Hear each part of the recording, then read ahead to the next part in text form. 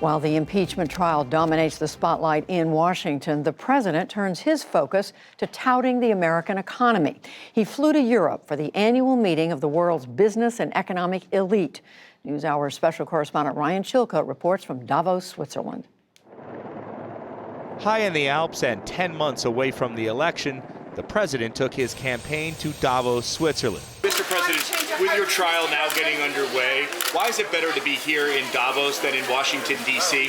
Well, we're here meeting with world leaders, the biggest, most important people in the world, and we're bringing back tremendous business in the United States, and they're all here to see. The other's just a hoax. It's the witch hunt that's been going on for years, and frankly, it's disgraceful. But we look forward to being here.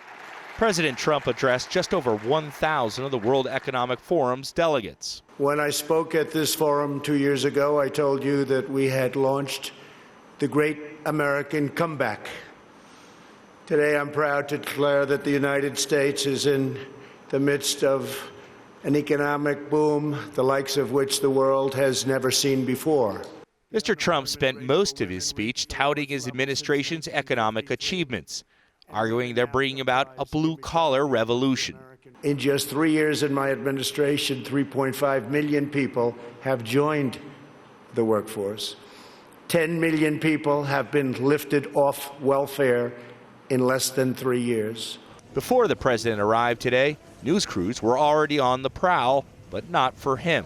Making her second appearance at the World Economic Forum, Swedish climate activist Greta Thunberg stole some of the limelight today, warning participants not much has changed since she addressed them last year. Our house is still on fire. Your inaction is fueling the flames by the hour. And we are telling you to act as if you loved your children above all else.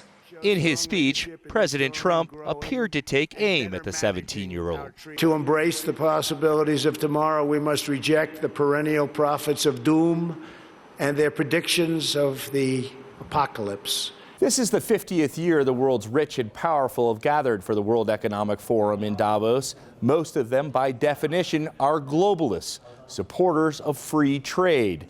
Today, the president met and discussed trade with three of them, from Pakistan, Switzerland, and the European Union, with whom the president said he's confident he can strike another deal.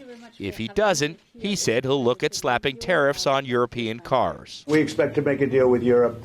The European Union we met with, as you know, and we had a very good talk. But if we're unable to make a deal, we will have to do something, because we've been treated very badly as a country for many, many years on trade.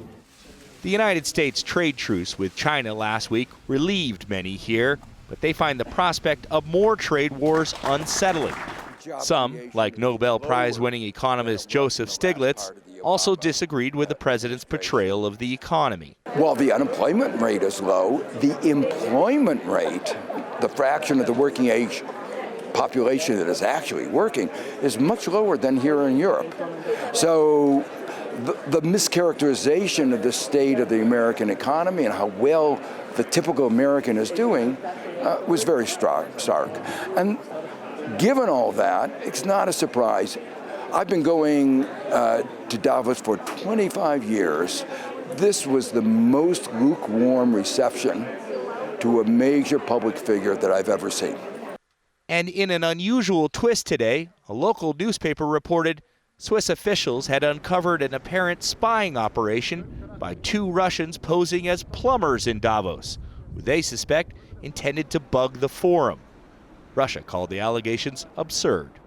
When the president returns to the World Economic Forum tomorrow, reminders of his troubles back home won't be far away. Ukraine's President Volodymyr Zelensky, who the president is accused of trying to pressure into providing dirt on former vice president and presidential candidate Joe Biden, will also be here. Ryan Chilcote for the PBS NewsHour in Davos, Switzerland.